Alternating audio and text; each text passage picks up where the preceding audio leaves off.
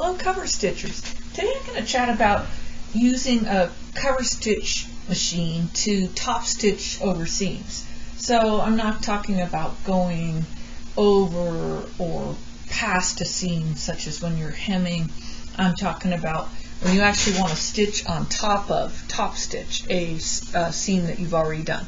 For example, here I've created a 3-thread serged seam here, okay? And so let's say I want to top stitch over it right along here, as I've done here.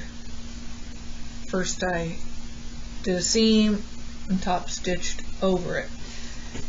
And you can see I did it's kind of badly here. It's not very straight. And therein lies probably the biggest drawback of cover stitching on top of a seam, is that it can be really hard to keep this straight. If you're so close to that seam, the tiniest bit of being off the tiniest bit will show and create wonkiness. It's harder than a single needle regular machine to keep straight and aligned. You don't have as much ability to move the needle position, use an edge stitch foot or those other crutches. Also, it's bulky. You know, even if you're doing a 3-thread stitch like I've done here on the serger with a pretty nice soft squishy thread, you're laying a lot more thread over that when you cover stitch, and it's going to be bulky. On the other hand, it's very stretchy and it can look really good. Here's some other examples. I use these when in my videos about the half zip or quarter zip. Here I tried to cover stitch over a serged seam with some samples for my fleece, and as you can see, it was just really hard to get it straight, and the stitches were just kind of buried in the pile anyway. I ultimately decided not to cover stitch these seams. It wasn't really important for the seams that ran vertically. They didn't really, you know, it was a garment that didn't need a ton of stretch. Here would be like, here's another example of a garment like that. Here's a swimsuit I made ages ago. The swimsuit needs to stretch this way. Doesn't really need that much stretch this way.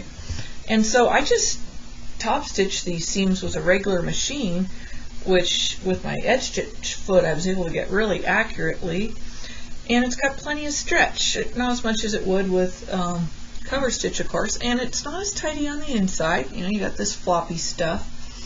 But what I did is a modified zigzag for this. When I'm top stitching on a knit with a regular machine, I set it for zigzag, but just so it barely zigs and zags. And so, you know, that might be a better, I hate to say, you know, like, don't cover stitch. And there's pluses and minuses. You just want to consider your fabric, whether it's going to be successful. Do some testing.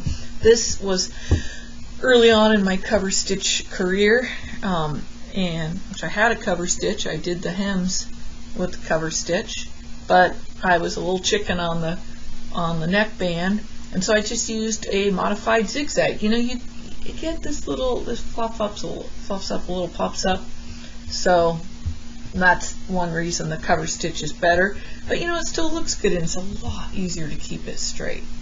And with a neckline band like this, it's, you know, it's got plenty of stretch. I'm able to get this over my head fine. It doesn't have as much stretch, however, as the one that I cover stitched. And again, now see, I got this nice soft thread that the edge doesn't pop up, and I was able to do some cute little colors there.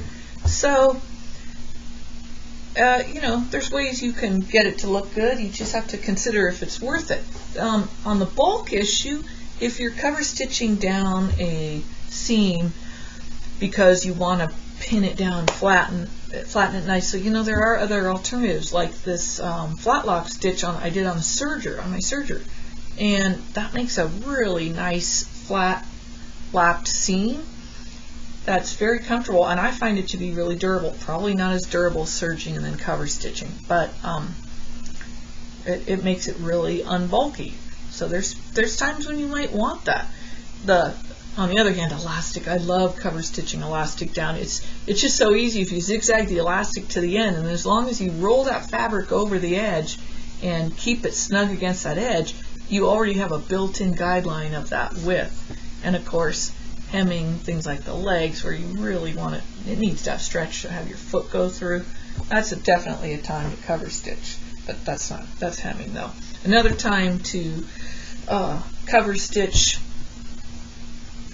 over a seam would be pockets like this. I was really happy with this because the pockets are already seamed on, and you have to sew it from the inside because you're never going to catch that edge perfectly. So I was sewing from the inside anyway, and then in the reverse cover stitch, it showed, I think, a lot prettier than just a straight line of stitching would. It stretches, it didn't really need to stretch, but it looks nice. So sometimes you want that look. On this jacket, I showed this on my quarter zip videos too, I really wanted to press the seams open to avoid bulk. And I wanted to hold them open, so I straddled that. And it worked well, especially since it's a lined jacket and the insides, the raw edges of those pressed open seams weren't going to show. So you make your decision about whether you want to cover stitch or not. And from there, you can continue.